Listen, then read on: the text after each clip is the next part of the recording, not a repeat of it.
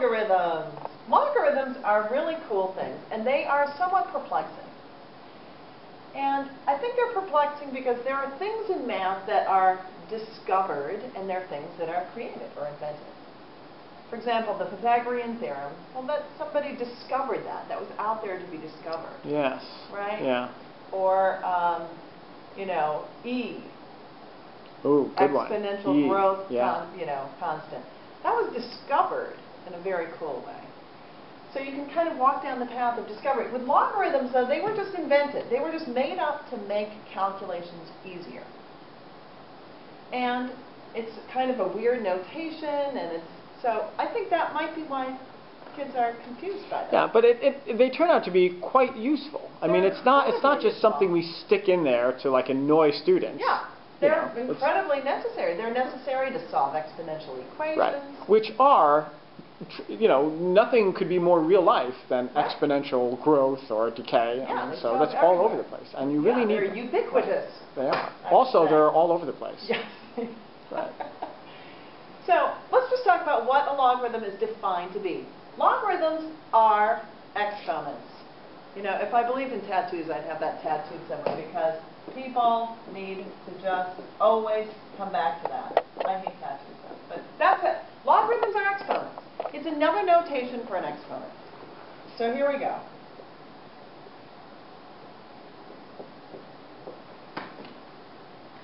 A logarithm in this form is saying this little number is your base.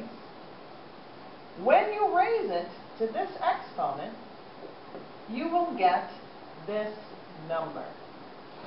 That's the definition. That was the folks who created this said this is the definition. When you see this notation, it means this. So a logarithm, it's an exponent, but more specifically, it's really the exponent that you have to raise some number to, some base to get some other number which you're calling n there. Exactly right. So for example. I see.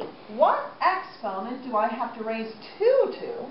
Right. To get an 8? Oh, it needs to be raised to the because third power. 2 to the third, 2 times 2 times 2 is 8. Equals 8. So 3 is the exponent, or yes, right, I get it. The exponent which you need to raise 2 to get 8. Yeah. Excellent. What if I said, log of 100,000? Well, if I don't have any number there, remember we call that a common log, and there's a little implied 10 there. But the rule is the same. What do I have to raise 10 to in order to turn it into 100,000? So 5 in this case, because 10 times 10 times 10 times 10 times 10, or 10 to the 5th, is 10. Did I say that the right number of times? I think you did. Okay. Yeah, because 10 to the 5th, 10 to the 10, blah, blah, blah. Yeah, so that's what a logarithm is. It is the exponent that you need to raise the base. So if I just punched in my calculator log 100,000, would I get 5? You'd get 5. Should I try that? Yeah, because you're just faking it. Okay. But yes, because the calculator, when you see the log, that is the common log, right? So you can just type that into the calculator and it'll spew out the 5. If you have the fancy software in your calculator, you can put this in. But, for these you don't even need a calculator because you can just figure them out.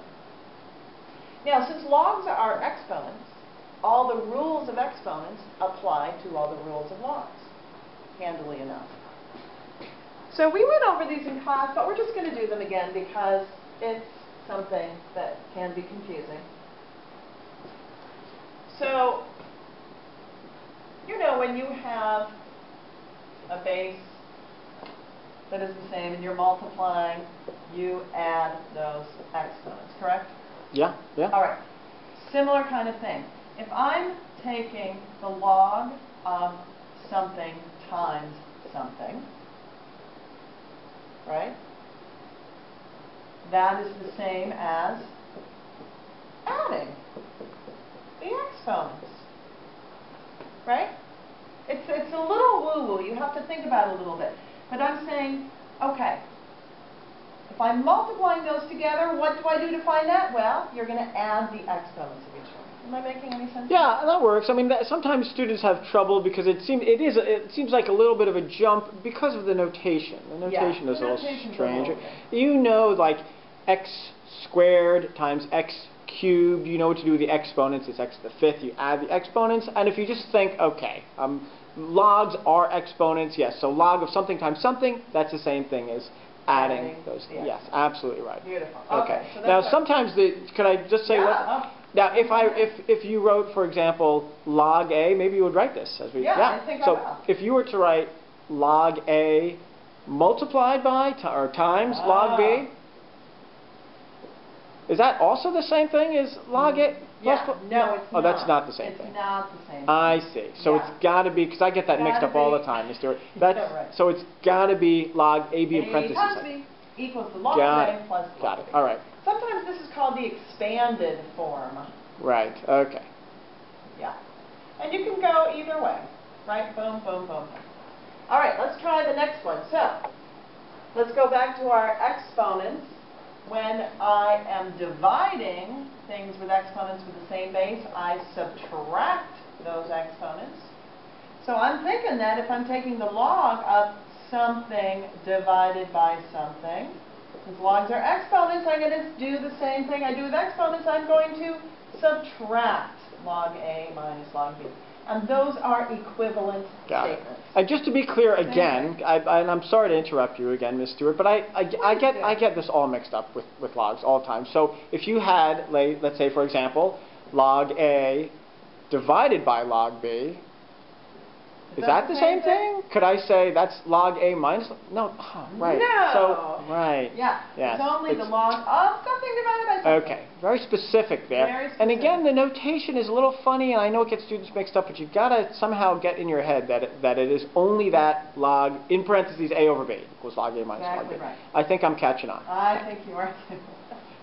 Okay, so the other one with exponents here, if you are raising something with an exponent to another exponent, if we remember, we multiply the exponents together.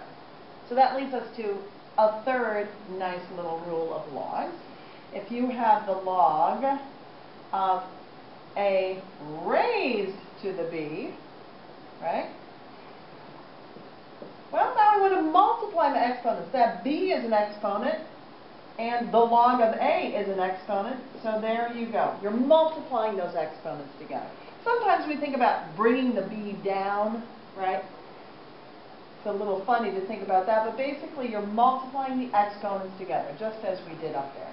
So when you have the log of something raised to the power, it's the same as that power times the log of A. Got it. And those are the three big rules, I think. Those really, are the right? three Those are big ones. rules right there. That'll get you pretty far, I think, Yeah. with logs. Absolutely. There's another rule too. I call it the duh rule, but I really shouldn't because it is important. And that is, if the log of A equals the log of B, then A equals B, and vice versa. That's another important. Yes. So in other words, if I have some equation there, A equals B, I can basically take the log of both sides, and I will end up still with a true equation, a true statement there. Or if you have the log of something equal to the log of something, and you want to get rid of the logs, you can. Sure. Yeah. Well, that works. So there's another. That's very good, Ms. Stewart. All right. So we'll be playing around with these, but these are the exponents, and sorry, the logarithm rules. Thanks very much.